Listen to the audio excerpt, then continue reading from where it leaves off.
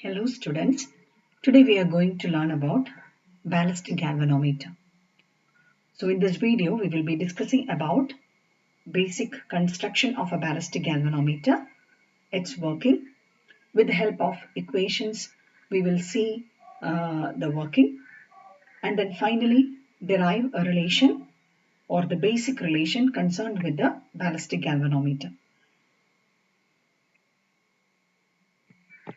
Hope you may be remembering that we studied this ballistic galvanometer very briefly when we learned how to measure high resistance using leakage method. There we actually use the help of the ballistic galvanometer to find the high resistance. Hope you all remember the details which we explained at that time or discussed that time. But anyway, keep in mind. But today we will be explaining in detail the working again. Okay. So basically, it consists of an n number of turns of copper wire wound over a non-metallic frame. Here you can see copper wires being wounded on a metallic frame, and inside the core of this non-metallic frame you have iron core or some materials so that which will concentrate the maximum magnetic field lines into the center. And the whole rectangular coil is actually kept within a magnetic field. You can see here magnetic north and south pole. So there are magnetic field lines in this direction. Okay. And this magnetic coil is placed between that or within that, I can say. Now we can see here there is a head and a torsion head we can call, and there is a phosphor bronze wire which is attached to this rectangular coil. Okay, and before this reaching this phosphor bronze wire and between this phosphor bronze wire and this attachment, you can see a mirror being placed here. And we had learned that actually we keep a scale and telescope arrangement in front of the mirror, and then we will try to measure the rotation or the deflection of this coil using the image, change in the image or change in the reflection of the scale measurements. So that we study later, but now we don't have to bother about that. But anyway, it has a mirror here, and this mirror is actually used to measure the deflection produced by this coil using a scale and telescope arrangement. Okay, using a scale arrangement. Okay.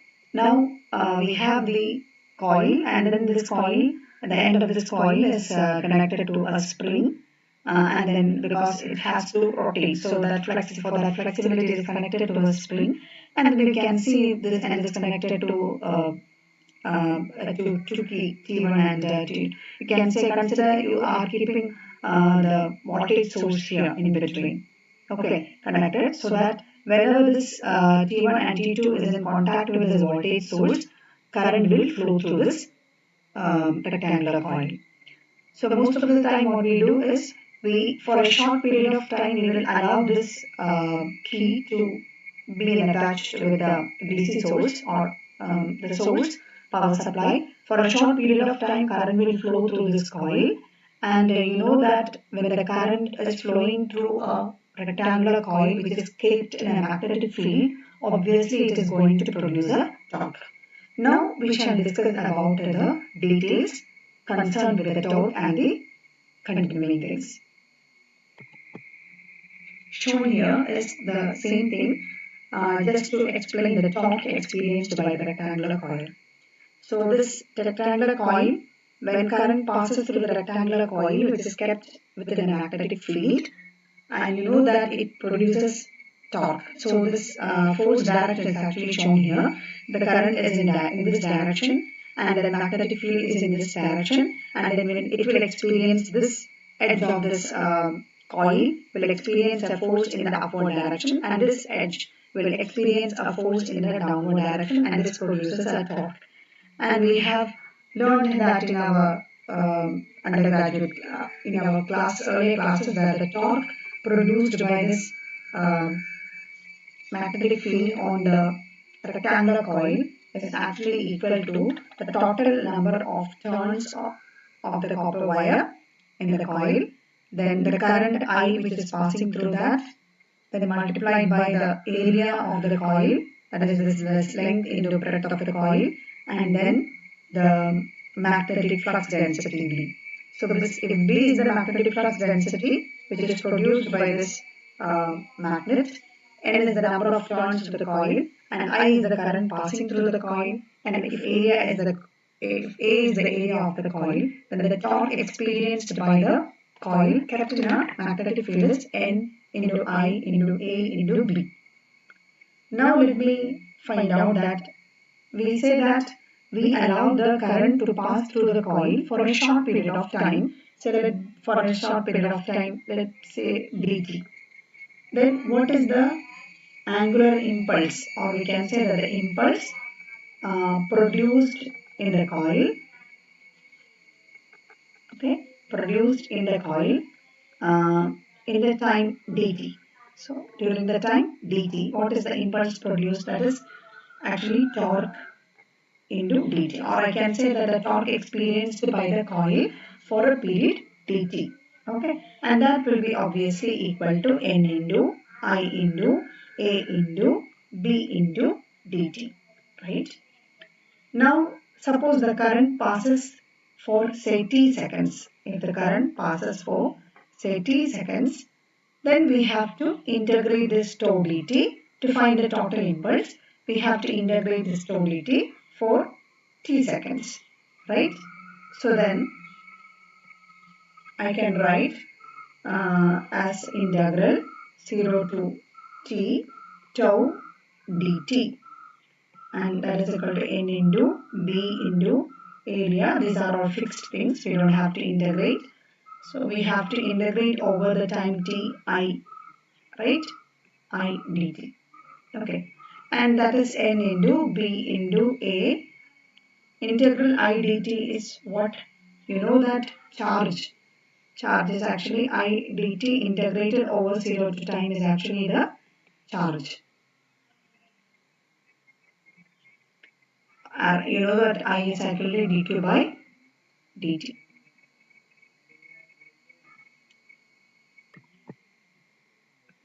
Okay, so then this can be replaced as q. So integral 0 to t I dt can be replaced as q. Now, so this is the total torque experienced by the coil for the period time t, or I can say this is the total in angular impulse given to the coil. Now, let I be the moment of inertia of the coil. So, let I be the moment of inertia of the coil. Okay, about this axis of suspension, you can see that this coil is suspended with the using a phosphor bronze wire, and along that point of suspension, let I be the along that axis, let I be the moment of inertia of the coil, and omega, let it be the, you know that when it experiences torque, it will produce an angular rotation, right? So let omega be the angular velocity of the coil. Then I can say that the change in angular momentum of the coil, or I can say the angular momentum of the coil is equal to I omega. First is it in rest, so I can say the change in the angular momentum is I omega. If I is the moment of inertia and omega is the angular velocity, then I omega in rotational dynamic mechanics, you can write it as I omega. And what is this I omega? This is angular momentum, and I hope you remember that torque is actually equal to rate of change of angular momentum, right? dl by dt, as torque is analogous to the force in the linear mechanics. So this is force in the linear dynamics. So I can say force is actually equal to dp by dt. Similar to that, I can write it as tau is equal to dl by dt. Okay, so that means this change in angular momentum is what we have found out here. So I can say that this change in angular momentum, or I can say dl, right? And that is actually tau times dt. And that is what we have found out here as NABQ. So this change in angular momentum, which is actually equal to I omega, is equal to tau times dt. So I can write it as I omega. I can equate both of them. Change in angular momentum is actually equal to N times B A into Q. Okay. So let this be our equation number, say, 1, which we further require. Then I can say that um, the total kinetic energy of the moving system, that this kinetic energy of this moving system, let this be equal to, how can I write that in rotational dynamics, as equal to half into I into omega square. And this kinetic energy is actually used to twist the wire through an angle theta, right? You can understand that, right? So this kinetic energy of the um, moving system is actually used to rotate the wire through an angle, say theta. So theta be the amount of the twist made by the coil. If that is the case, I can write that this kinetic energy is actually used to twist the wire through an angle theta. And if C is the couple per unit twist, C is the couple per unit twist. C is the couple per unit twist, or we can also call it torque per unit twist. Then we have already learned in our mechanics class, that is the total work done. We have derived the total work done in twisting the suspension wire by an angle theta. So the total work done in twisting the wire through an angle theta can be written as half into C into theta square, half C theta square. And this is the kinetic energy. And you know that this kinetic energy is used to do a theta twisting on the wire, right? So I can say that this is actually the kinetic energy is actually work done. This is also work done. So I can equate both of them, right? So when I equate both of them, I can write as half I omega square is equal to half into C theta square, right? That is I omega square can be equal to C into theta square, theta square. Now we know that the time period of oscillation is of oscillation in the case of such a thing where there is a couple. So you have to how the period of oscillation comes here. You know that we allow the current to pass through the coil for a momentary time, for a small time, and then because of that um, this coil will twist, right?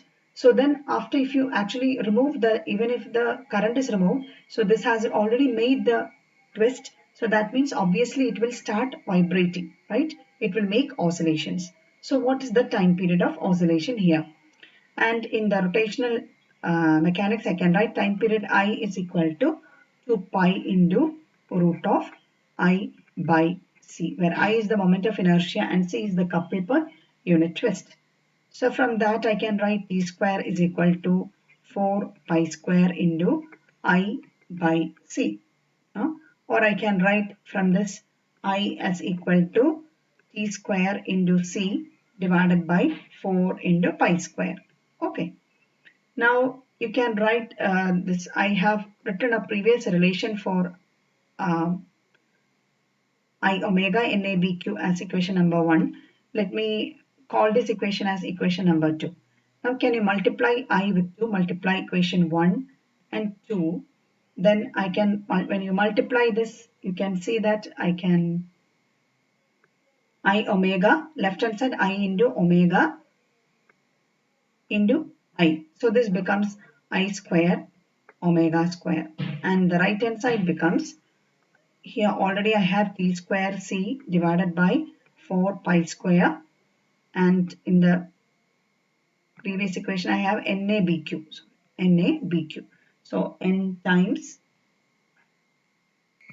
sorry, I'm going to I made a slight mistake. I'm actually going to multiply these two relations. So this, let me call this relation as a 1a.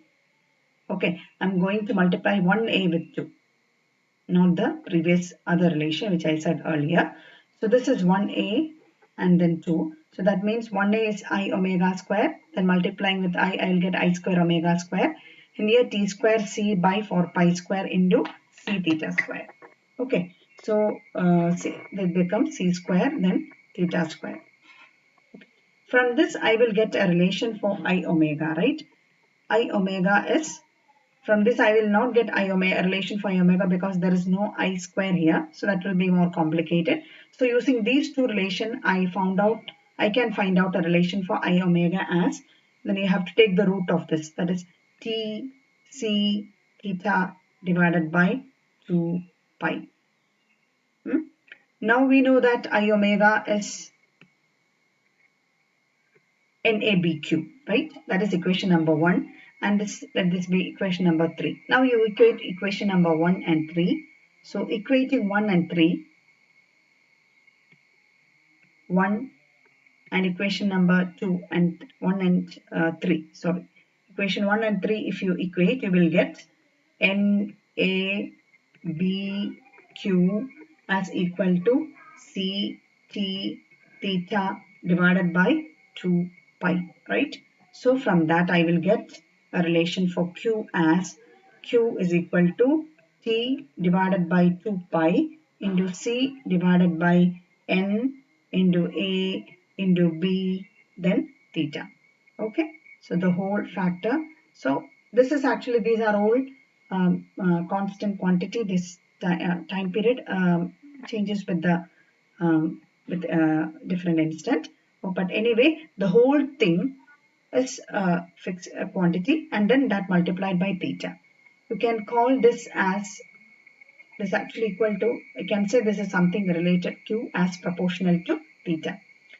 Hope you remember that when we learned this ballistic, learned how to measure the high resistance using leakage method using ballistic galvanometer, there we actually said that the throw which is produced by the ballistic galvanometer at an instant is proportional to the charge passing through it. So this charge passing through that is proportional to the throw it produces. So that throw is actually this theta, or the angular twist it produces at an instant. Okay, so that angular throw or the throw produced by the BG is proportional to the Q. This is actually this relation means. And this term now, the whole thing, this is called as the reduction factor of ballistic galvanometer. We call as the ballistic reduction factor. So this is reduction factor, and normally we represent that as K. So I can write the equation as Q into K into theta. So this is the fundamental relation associated with the working of a ballistic galvanometer. So today what we discussed, we can just summarize. That is, we discussed how the ballistic galvanometer is constructed, and we said that in the main part of the construction is that a rectangular coil is kept in the magnetic field, and then we know that when a rectangular coil is kept in a magnetic field, it will produce a torque, right? And that torque we wrote, and then from that we found out the total angular impulse, then we found out the angular momentum. Okay, then we tried to find the kinetic energy of the system. We equated that with the work done for the unit twist, work done in twisting the suspension of the wire, equated that. Then we wrote the relation for time period of oscillation. Then we substituted and rearranged the whole thing, and finally we arrived at the relation for Q, which is proportional to the throw produced by the BG. Okay, so thank you for your patient listening. I hope you understood. And now in the next part, we have to find the actual correction for damping in the ballistic galvanometer that we shall discuss later. So thank you very much.